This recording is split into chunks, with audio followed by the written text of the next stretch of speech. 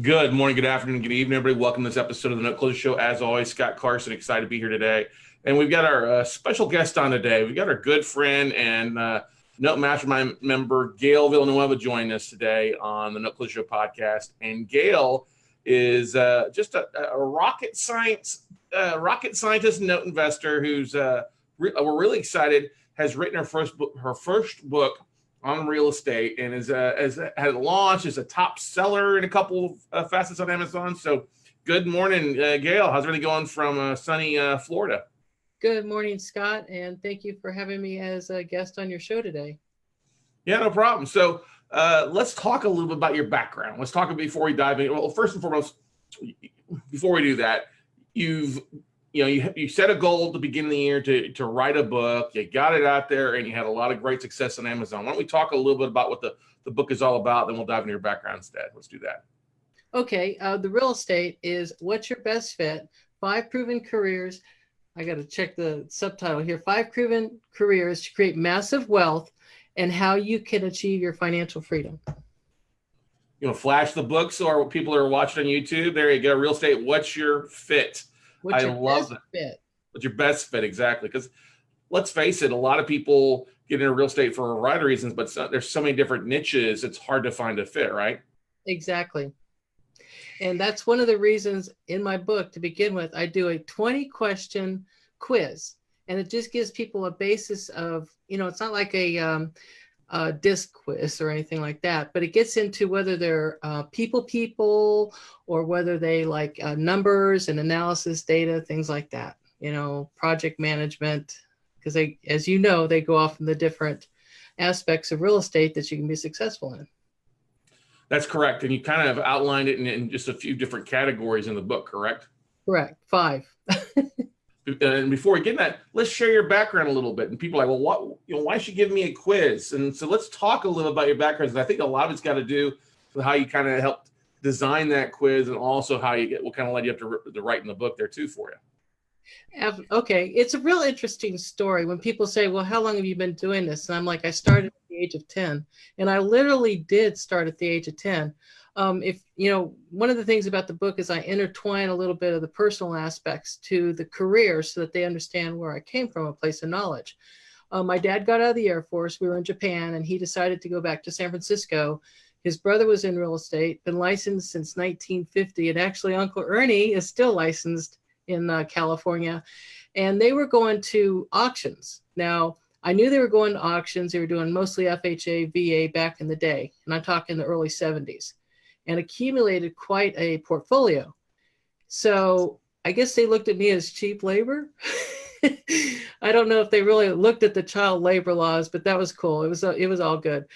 So I talk about how we would go in and we'd do the rehabs, or I would get rentals ready for my dad and uncle before new tenants came in and things like that. So I was doing it before the TV shows, and it was Vogue and all that other stuff.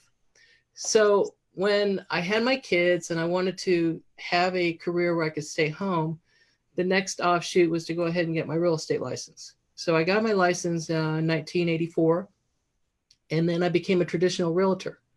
Okay. Well, by then we had moved to Central Brevard, and that's located where, for those that don't know, Central Brevard is? Oh, 3 miles north of Ron John's, 45 minutes from Disney World.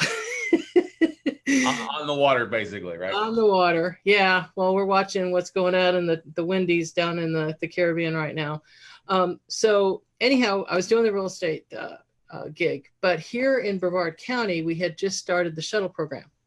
And I was going to be an Air Force pilot following my dad's path, but life took me a different direction. So I love things that flew. I mean, besides my dad, very much, I love him. But the rockets just blew me away. And one day I decided that I was going to get a job with NASA. And I went into the unemployment office to talk to them about that. And she kind of looked at me kind of cocky and said, well, yeah, you and everybody else. Well, it was the post-Challenger hires that were coming in. And obviously she didn't get that memo. So I got hired, but I kept my license active because I would do a lot of referral business. And I was doing buy and holds and everything before the TV shows. But anyhow, that's a different story. I was doing buy and holds and renos while I was with NASA, also doing referrals. Everything was great. decided a couple of years ago that I wanted to retire. So as you and I have joked, I went from rockets to real estate, but actually it was real estate to rockets to real estate, and just got into it.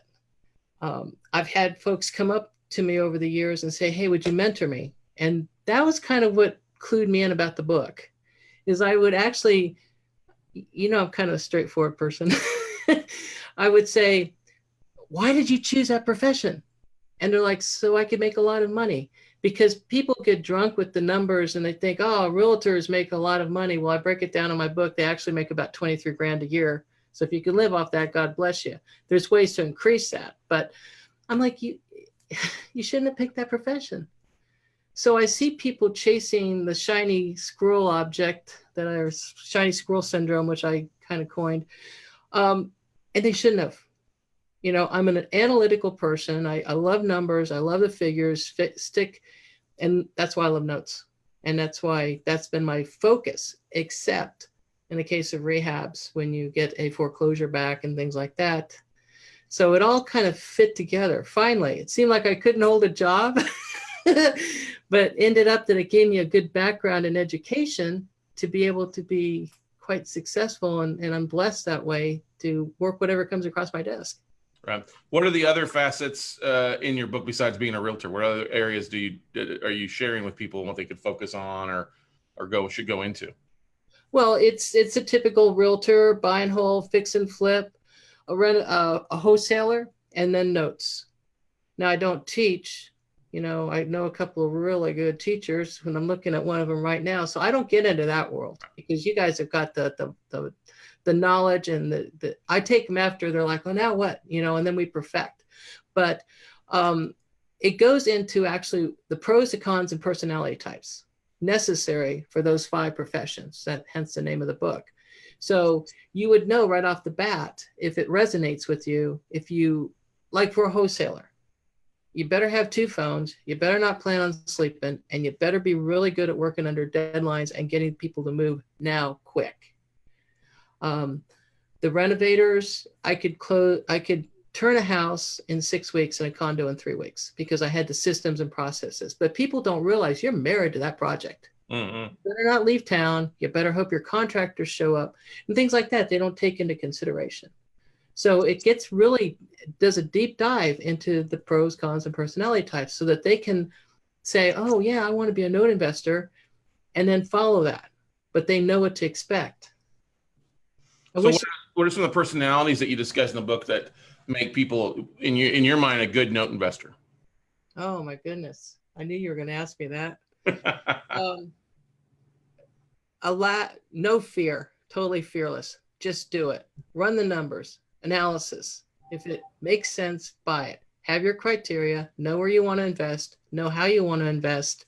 And you have to have a caring for people, but you also have to have a business model that says, "Look, I'm not running," like you always say, "You don't pay, you don't stay. I'm not running a charity." And you stick with your numbers, your analysis, your data. It's all facts and figures, straight out. That makes sense. That makes sense on a lot of things. You've got to be numbers based. You can't suffer from overanalysis paralysis is definitely the thing. So what attracted you to the note business? No, I don't, Stephanie, don't get that wrong. What I was saying was, I started looking at different aspects. I first learned about performing notes and partials. That was my first education. Then I decided that I wanted to step up the game a little bit and go into the non-performing world so that I could understand that. And when you do a Google search on non-performing note educators, yeah, you've done a really good job there, Scott. We know a little bit of that online real estate, just a little bit, yeah. Yeah, just a little bit. So I called you. And if you remember that conversation, I called you and you answered the phone and scared me. I'm like, "Oh my gosh, you answer your own phone?" And you're like, "Yeah." And we had a conversation. I told you a little bit about, where I was and what I wanted to achieve. And the rest is history. I've been with you for a couple of years now because of that. Right. And you wholesaled some notes, you've bought some performing notes, you've bought some non-performing too, if I remember correctly. You've got kind of a full gambit of what your what's been your primary focus as you've kind of evolved as a note investor? Um, well, as you know, I'm raised in Milani, so I have to be a little more conservative. And I've discovered, some of my notes, I got some in foreclosure right now, which totally sucks, as we all know. And I've already put a team in place to go take care of that when that all occurs. My focus has been more of conservative aspect of it. I love numbers and doing the math. So I've delved into the seller financing world because of my realtor connections that I still have with the XP Realty, and then also looking at partials. So that's what I'm looking at also. Not so much the non-performing, because I think the market's going to change. I see the market trends changing a little bit. Things are starting to kind of soften throughout the areas that I was investing in. So the real estate levels are really kind of leveling out right now. So I'm interested to see where that goes. So that's my focus right now. Yeah, that's the thing. You still are a full-time active realtor. You're still doing things there on the coast. You're raising your granddaughter, who's just absolutely amazing girl. You and your husband are doing an amazing job there for you. I think the only downfall is you're an Alabama Crimson Tide fan. I mean, that's really about the only thing that's wrong with you, right? Well, that's George. Now, Embry Riddle did not have any school teams or anything. So, yeah, it's kind of like that. And I've always had a favor to the San Francisco 49ers, but I'm not watching the football too much. It's not so much that I'm working on the realtor aspect of it, because I usually refer that out to someone on my EXP Realty team, because, hold on, sorry. I thought I muted that. So okay. after the, like I said, I refer my business out because I don't really have time to do it. It's helped me a lot as far as valuation and that type of aspect of it. But after taking my quiz, I realized that I'm just too analytical. I've done too many renovations. You walk in and they want somebody that empathizes with them. Oh, the room's too small. Knock out a wall. The colors, well, I got a friend named Benjamin Moore that's done good over the years for me. I can't see it the same way. And a good realtor will empathize and get it taken care of and done. I'm just like, oh my gosh, you guys, just look at the numbers of, this is what it's worth. You put 10 grand into it to have the perfect house for you. You're still coming up ahead. That's not what a customer wants to hear. Well, it's also, I think it's where most people struggle with. They can't see the bigger picture, especially fix and flippers. Being an ex-fix and flipper and rehabber, that was always a difficult thing. Is okay, I can see the bigger picture, but explaining that, allowing people, especially if they're buying their first time home or they're kind of new to it, they want everything to look, it looks so pretty and perfect like it is on TV. At a foreclosure auction, there's only 12 people there. It's in a parking lot. People don't realize it's what takes place on TV is pure fiction at the best, right? It's more than that, Scott. They did one of those for the unreality TV shows right over the bridge here on Merritt Island. And let me tell you the story on that, because Merritt Island has got the Coconut Telegraph and we all talk, even though I live in Cape Canaveral. They had the crews there 24/7. Okay, which you just don't have contractors working on a big house like that 24/7. They said the film crew would come in, and the day they picked the colors, they'd go in and tape a quick segment or something. And then who doesn't want to buy the TV show house, right? So they had droves and droves of people. And I think they actually got more than their list price because of that. I used to love rehabbing.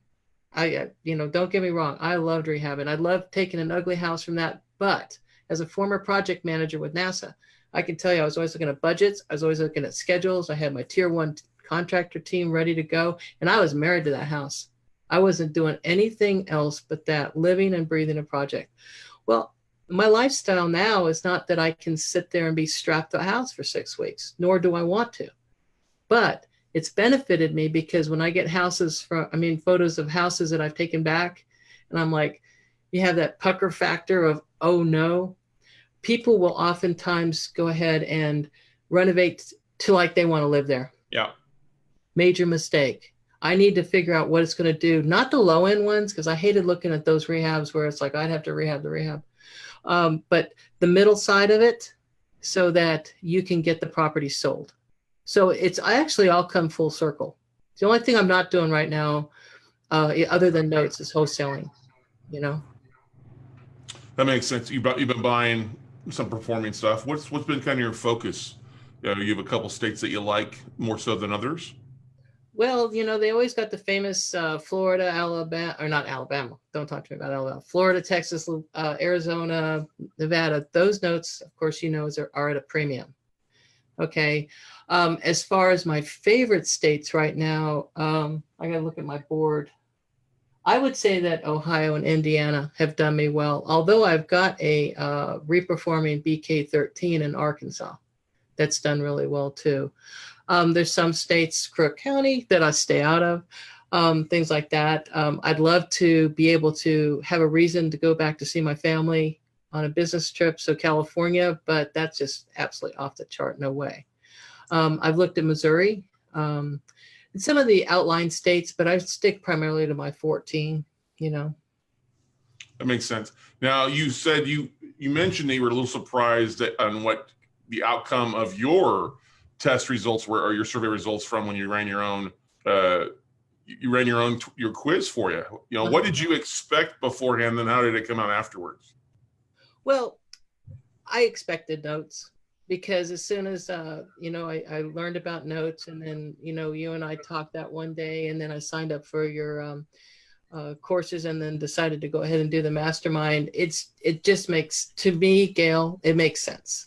I still have some rentals in our portfolio. I'll still keep those, but we constantly are cognizant of the hurricane season and floods and tornadoes blowing it away, things like that. Our rental factors here in Florida are pretty high. Like right now, we're running about 99.9%.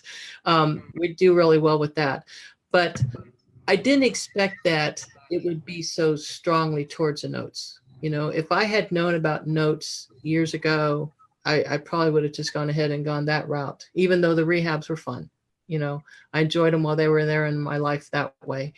It's funny because I was talking to my Uncle Ernie, who's been my mentor since I was 10.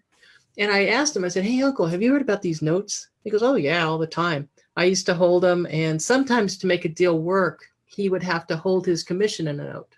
Mm-hmm. So he was like, I'm like, "Well, why didn't you tell me? I mean, you taught me to paint trim. Why didn't you?" So I don't know, but it's worked out really well. This is where I'll stay. I love it because it's the paper, not the brick and mortar. And I don't have to be concerned about it, Mm-hmm. Now, one of the things I always like to ask people is, you were working at NASA. What was one of the biggest lessons, or a couple of lessons you learned from there that's been helpful on the real estate side for you? I think the budgeting, the project management, dealing with a variety of different personalities. A lot of us, back in the day, we've had a lot of turnover the last couple of years, but back in the day, we worked on getting things done. I'm a focus-driven, problem-solving kind of person, and that has truly helped me. Tenacity, having a thick skin, but primarily the scheduling and budget and project management has been like my saving grace. I would imagine so, because you guys have some different projects and things like that going on. How important, you talk about your Uncle Ernie as a mentor. Did you have a mentor as a realtor when you were out here in Florida? Well, not here, but we're in Florida, that's helped you along your way? Yeah, absolutely. Now, I also have to say that my dad was there too, but my dad died in 2009. Um, One of the reasons that I decided to become a mastermind is because every aspect of my life, starting in '84 as a realtor, I had a broker that I speak about in my book that, he was my saving grace. I was with a franchise that I learned a lot and sold a boatload of property quickly, but he helped me perfect my techniques. In fact, he was the one I went and said, "Hey, I'm going to referral aspect because I love shuttles." And he's like, "You're nuts. You're a multi-million-dollar producer. What are you doing? I'm like, I don't know. Taking an entry-level position. How stupid am I? But a mentor will help you get to that next level. 100%. You're there. I can call you and you're on speed dial. I can call you and give you a situation. You've already seen it. You come up with these very easy aspects. If you're doing this on your own without a mentor, if you think, you've heard the phrase before, if you think education's expensive, try ignorance.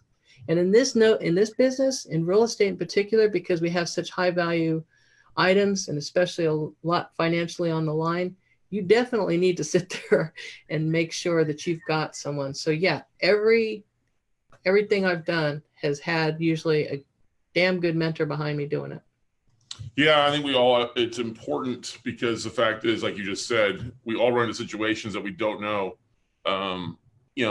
which way to go sometimes because we're getting so hit in the head with a freaking tree. We got to have somebody kind of pull us back and take a look at the whole picture and go from there, right? Correct. And also these situations, I would say probably in the thousands of deals you've done, there's not a situation that Gail's going to come up with that you haven't already seen or resolved in one way or another. Mm-hmm. Yeah, there's very rarely have I not seen something that's happened out there. Somebody did something the other day. I was like, well, that's kind of, I think our buddy Chris is talking about 3 HOAs in a note deal. I'm like, I've never seen that before. But anyway, we'll move on beyond that. What's been the biggest surprise or feedback you've gotten from those that have read the book? I mean, you've got a #1 new release on Amazon. You're getting reviews. What's been the biggest surprise or feedback you've gotten from your readers? Well, when you write a book, as you know, you wonder if anybody's going to read it and how it's going to do. And the fact that people actually, I've sold almost 200 books already, which is like, what? People are interested. But I feel that the message is not there, which is one of the reasons I wrote the book. And I was really, my book coach, talk about mentors, coaches. I had a book coach, and she recommended I do the quiz. And the value that people have found from that has been like, wow, I was kind of hesitant about doing it. But then when I did, it's obviously been one of the biggest things that people are interested in the message, that people want to learn about real estate and not waste time and effort. That's really been the biggest surprise to me. What would you say has been one of the most impactful books that you've read along your journey that's been helpful for you, or either your real estate or your note investing background, note investing journey? I mean, I have to go back to 2 oldies, Think and Grow Rich and also Outwitting the Devil. When I heard about the title, I think I heard about it on one of your podcasts. I was like, Sharon Lechter, I don't know. So I listened to that, and I listened to it on Audible because I haven't turned on the radio in my car unless Milani's with me or something, because I usually do a lot of Audible. And that was such a powerful book. 3 Feet from Gold also, to sit there and it had the same message, is never give up. And also, this is weird, Walt Disney. I watched a biography on that man, and love, hate Disney, because third of people here love it, third of people hate it, and third of people don't have an opinion. But I happen to like it. His business model, he never gave up. He always delivered a good product. He had a name behind it. The dude was bankrupt. He was homeless. But he never gave up on his dream. And that's one thing that people will do, and you always push us not to do. Don't give up. Push through it. And those are some of the most impactful books. Besides reading your book as a guideline to kind of about which aspect or which niche, because not everybody's cut out for every niche. Let's just face that. Everybody has strengths for everything. And I think those that try to do everything, really struggle. What advice would you give to somebody out there who's looking to leave their career that's non-real estate related to dive into real estate? Well, yeah, you're right, other than read my book. But one of the things that I found is people want to get into real estate. And I personally believe there is a profession in real estate that would fit everybody. And it's a great way to go. I mean, I've still got money in the stock market, but I am so I'm up to what the stock market is doing. Okay. With real estate, you have a little bit more of a control, and people that have really made big bucks over the years have always had some kind of real estate related thing. I think any and everybody can find something that they can fit into that they'll be happy with. And I've talked to people and it's like, man, I'm giving up on real estate because, I want to make a jump out of my day job, but I want to get into real estate and I just failed.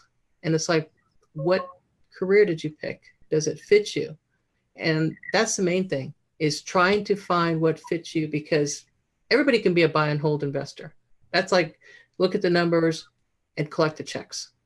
Okay. But as far as the renos and as far as being a realtor or a note investor, everybody can do those too, but it has to fit them. Mm-hmm.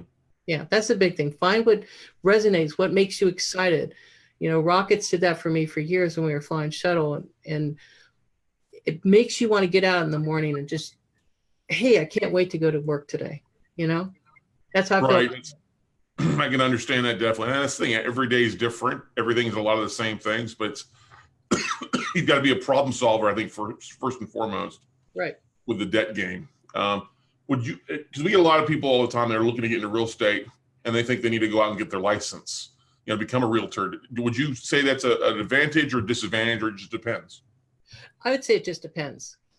I had it in place, which is why I kept it. But is it an advantage? No, because you can get realtors on your side. One of the problems I had was I was in referral status trying to do renovations and rehabs and buy property, and I couldn't find an investor-friendly realtor. So my mentor, see how that all works? Everybody's got a mentor. I had a buy and hold mentor, and he said, why don't you just reactivate your license, get into MLS and write your own deals? I did, and that was a game changer for me. But is it necessary? No. Finding a good realtor in the areas that you work in, instrumental. Yeah. What advice would you give to people finding realtors or working with realtors? What advice would you give them to finding a good realtor versus just somebody who's a run-of-the-mill kind of realtor? You have to ask them questions. One of the things I've done for some folks, if they've called me and said, hey, I need to help, can you help me find a realtor? Is I actually drill down and call a realtor, talk to them, ask them some very key point questions. You could go on realtor.com or Zillow and they pay for those ads. So they're going to come up in those areas, but are they good and are they going to fit out for them? No, but I drill down. I asked them about 20 questions and I could tell right away whether they know their stuff or they don't. But the primary thing is, have you worked with real investors before? Oh yeah. Okay, good. Are you familiar with seller financing? And then if you have a lot of crickets, you don't want to work with them, because oftentimes to make a deal work, we need to offer seller financing, as you know. Mm-hmm. So I call them, talk to them. I would say that to other note investors, call them. If you have a good, it's a two-way street. You've got to be able to work with them and they got to be able to work with you. But the only way to do that is with a conversation. Mm-hmm. Ask them those questions to see if they can accommodate you in your particular property, in your particular city. Yeah. Good advice there for everybody out there. What if trying the best way to word this here for you? What's been the biggest surprise to you in your note business? I think I went into it kind of naive, thinking that, they're either going to start paying, I could loan mod or foreclose. Boom, boom, boom. The crazy thing is, Scott, people are people and they have human situations, and they're not going to necessarily fall into that monopoly or chess kind of mentality of, I think you should move into this and start paying me, or I think I'm going to just foreclose or something. You have to look at the different aspects, and it's a mystery. And then I found that I love those mysteries when I call or somebody calls and says, hey, what's going on? But that was my biggest surprise, I think. Mm-hmm. Realizing that you have to be adaptive to a person in each individual situation. And they may not necessarily do what you think they should, like pay. Yeah, exactly. They've got their own drama going on, right? Yeah, we all do. And if you play a country western song back or backwards, you get your truck back, your wife back, your dog back, everything else. And that was one of the reasons that I left it to my workout people to call because, I'm a sucker. It's like, hey, just move in with me to get your life in order. Can't do it. And I did have one deal where I kind of screwed up. I'll confess this to the world, where I'm too much of a softie. It would have timed out that right around November was time to send the person notice of default. Knowing they had kids, knowing the holidays were coming, blah, blah, blah. You can't. So I lost till January because I told the attorney, I said, hold back. I said, I can't do it. I have to wait till January. He's like, you're an idiot. I'm like, I know, I've been called worse, but you have to kind of put that aside. I know now it's like, okay, if the chips fall where they lay, it's them, it's on them. So I shouldn't take that burden on if I want to be a good business person. So I did learn that once and I won't do it again. Mm-hmm. Yeah, you got to make decisions based on numbers, not emotions. Definitely.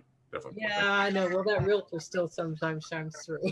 It's all right. That's all right. I mean, you got a heart. Definitely have a heart. You want to try to empathize as best you can.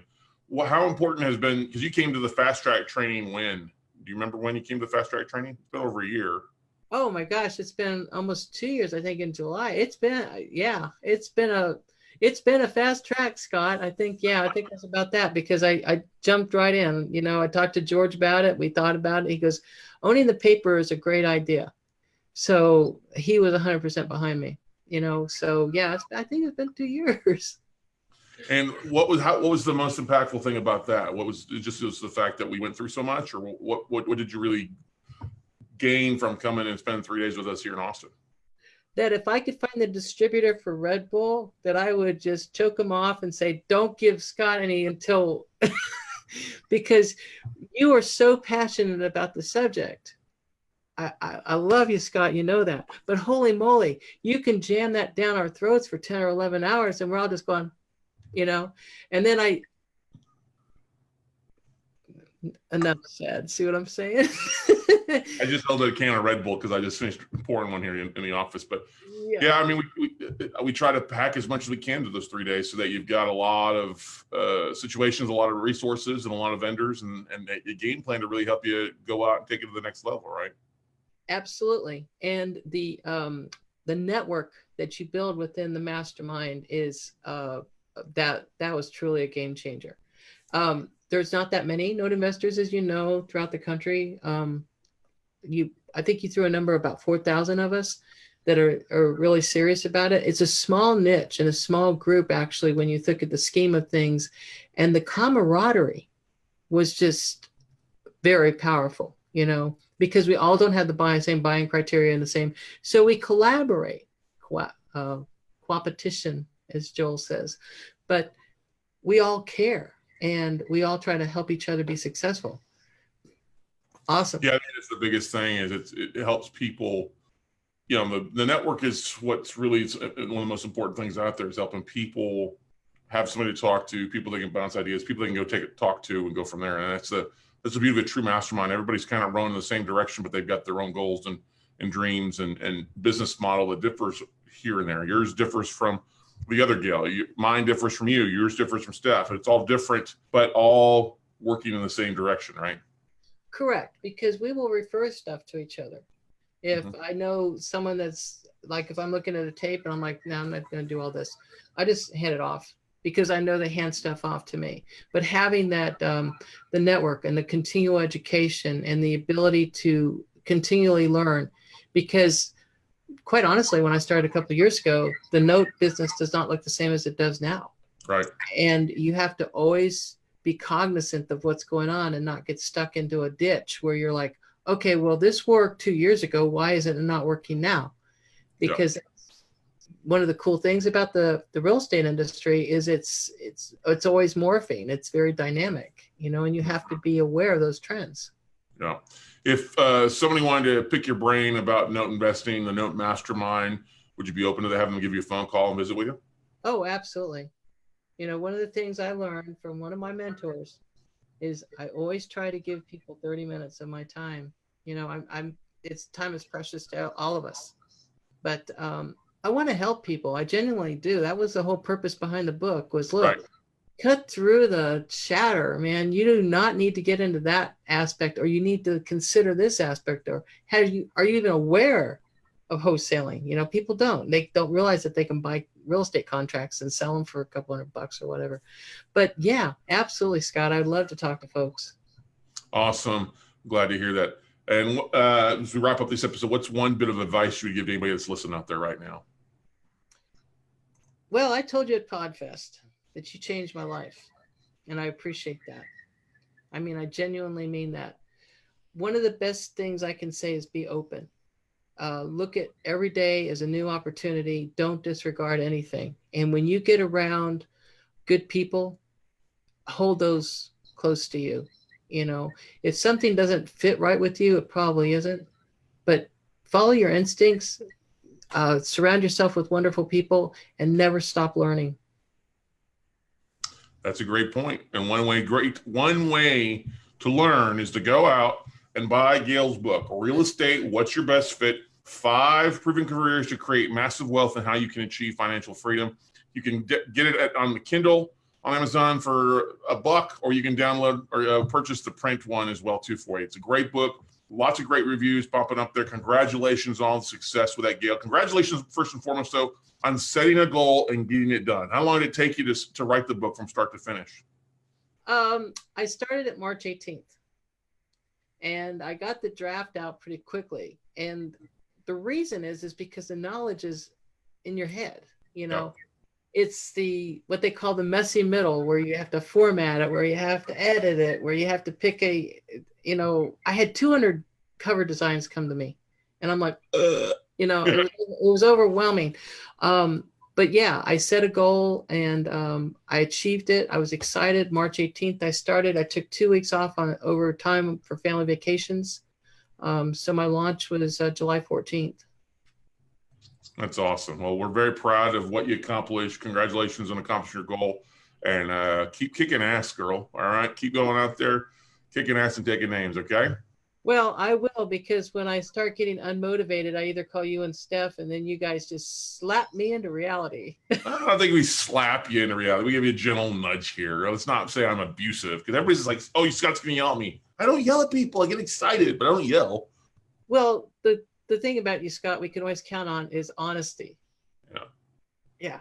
And sometimes you can, tell us honestly and we're like, oh my gosh, that makes sense, So that's what I love about you. You cut to the chase, and you're there, and, you want us to succeed, which I am. I'm doing it. Thank you. Hey, we only got you. You're the ones that are taking the steps to go out and make it happen. So once again, everybody, go out, check Gail. You can find her online. There you go. Real Estate, What's Your Best Fit? Go order the book.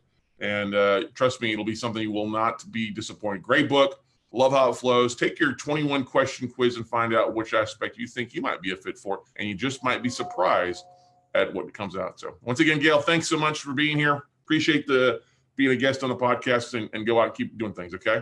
All right. Thank you. And I hope to see you soon. Yes, ma'am. All right, everybody. Hey, that's going to wrap it up for this episode of the Note Close Show. Like she said, go out, take the quiz, see what you're doing, pick up the phone, call some people, pick some mentors, ask them if they would do it all over again the same way, or they would change some things. So that's one of the most valuable things that I've talked with people is, hey, if you had to do it all over again, would you do it again? And different people in different fashions, the answer is not always yes. So we'll see you guys later. Have a great day. Bye, everybody.